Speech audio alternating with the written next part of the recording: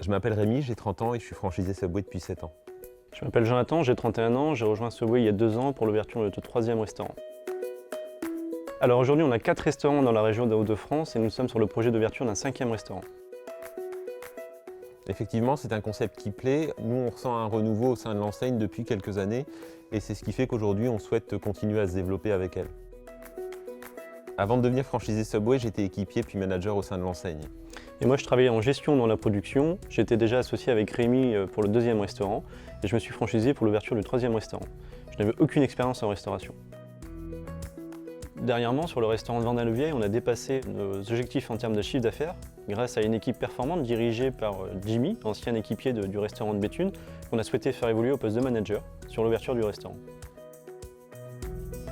Forcément, il y a des moments de doute et des difficultés, mais quand on est entrepreneur, on sait qu'on aura des challenges à relever et on sait aussi qu'on peut compter sur l'enseigne pour nous trouver des solutions si besoin. Au quotidien, Subway nous accompagne par le biais de passages réguliers nous permettant de vérifier qu'on respecte bien les standards de la marque et également de nous accompagner sur des éléments permettant de développer les chiffres d'affaires. Alors chez Subway, on bénéficie d'une force marketing nationale mais également régionale qui s'adapte très bien au marché dans lequel on évolue.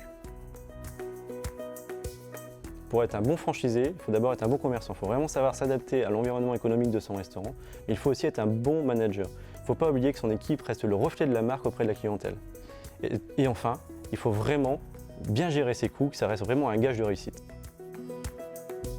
Au niveau de l'état d'esprit, je dirais qu'il faut croire en l'enseigne et respecter ses standards. Subway, c'est une enseigne qui a plus de 50 ans d'expérience et dont les méthodes font leur preuve chaque jour dans le monde entier.